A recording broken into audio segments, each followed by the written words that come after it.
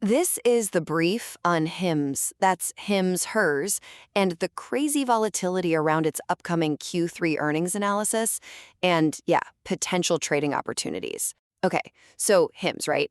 It's been on an absolute tear this year, up like 120%. But it just took a hit, down almost 9% right before its Q3 earnings report. Now, analysts are kind of expecting 9 cents EPS, decent revenue, but honestly, the market feels like anything could happen. Total chaos expected. So first things first, what's the technical picture? Well, the stock's deeply oversold right now. But the fundamentals? They're all over the place.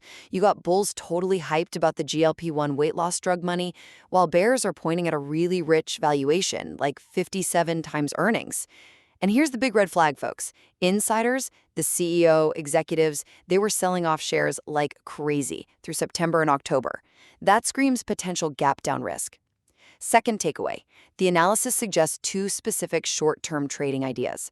One's a support bounce play, maybe get in around $44.50, aiming for $47.48. Quick, 5-7% gain idea, right?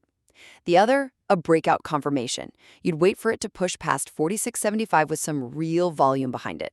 Super important though, both ideas use the same hard stop loss at $43.50. Gotta protect that downside. And finally, buckle up for massive volatility. Seriously, the options market, it's pricing in a huge move, nearly 15%, which is like $6.75 either way. That puts the expected range somewhere between, let's say, $39.60 and $53.10 after earnings.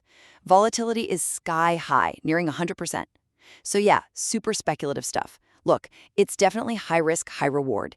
Keep a close eye on their guidance and member growth numbers. Ticker HIMS, aka HIMS hers, is for educational and informational purposes only and should not be considered financial advice.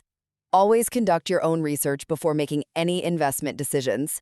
Maybe paper trade this strategy to get best learnings out of this.